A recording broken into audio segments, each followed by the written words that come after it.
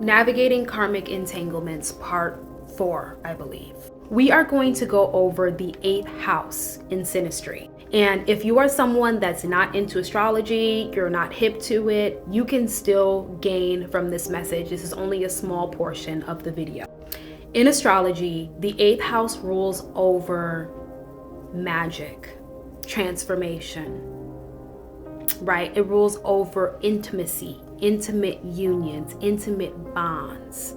It also rules over business, investments, business partners, and other people's money, and how we balance and how we exchange our own assets with other people's assets. It's dealings with other assets. It's dealings with, for example, financial dealings with banks, loans, bankruptcies, that type of stuff, investments, right? And so when we are dealing with the 8th house, we're dealing with people whose their placements fall into our 8th house in synastry, right?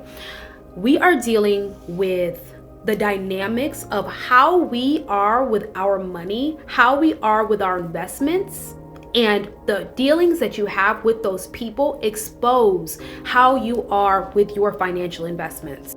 Meaning, the same way that you can accept a person into your life who is a negative investment is the same way that you can accept a bad deal as a negative investment in business. And when you're identifying whether or not someone or something is a good investment or positive investment or a negative investment, you have to be able to weigh out exactly what this person or this deal or this thing is bringing to your life, what you are gaining and what you are losing in the process of dealing with them or the business. Navigating karmic entanglements is being able to assess the situation and decide if this person is an asset, a liability, or a detriment. The asset is the person that is the positive investment. This is where you get a high return on investment. What you put into it, you actually receive more than what you put into it, right? A liability is someone who can tear down what you're building, right? So they are a risk. It's risky. It's like, you put into it, but you might not get anything back, right? That is a negative investment.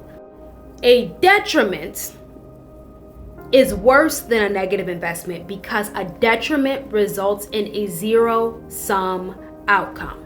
A zero-sum outcome is when the party that you are in dealings with in business, right? In a relationship, this could be even emotionally, happening on an emotional level. A zero-sum outcome is when one person gains exactly as much as another person loses.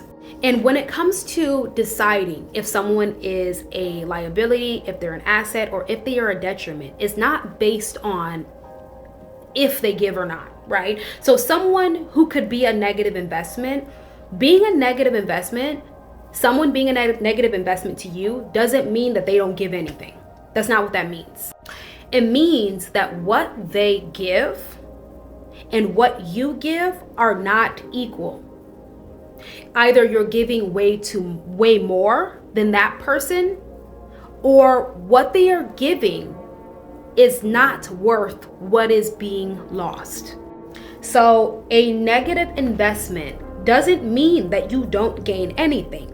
It means you lose a lot more than you gain, or what you gain is trivial in comparison to what you lost. So you could be experiencing an exponential loss while you gain something trivial.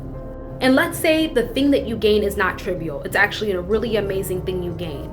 But you realize that the thing that you're gaining is an illusion. And you can get the thing that you're gaining from a different person in a different situation without losing everything. So when it comes to the negative investment or the detriment, some connections are inherently detrimental from a karmic standpoint. They are not mutually beneficial. They are truly detrimental, exploitative, and parasitic in nature. So when you are experiencing a dynamic with someone, right, and you run into the point where you have a net balance outcome with someone, meaning that the losses outweigh the gains. And this is by an exponential amount. This isn't just by a little, this is by a lot. You are in a non-viable relationship with someone, meaning that your dynamic is inherently detrimental and unbalanced, right? And this doesn't mean that this is the dynamic that the person has with everyone. This is strictly between you and that person.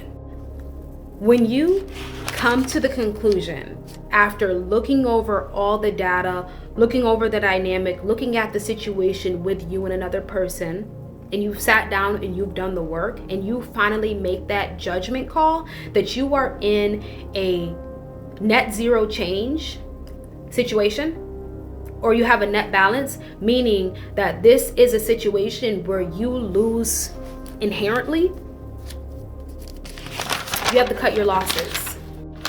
Cutting your losses is exiting a losing position to prevent further loss and to preserve capital and principal. When you recognize that you don't have energy to throw to the wind, you don't have time to throw to the wind, you don't have resources to throw to the wind, you don't have money to throw to the wind, you don't have it to give, you don't have it to throw to the wind, whatever little bit of resources that you have left over, mentally, physically, spiritually, emotionally, financially, that is being drained from you, you don't have it to waste.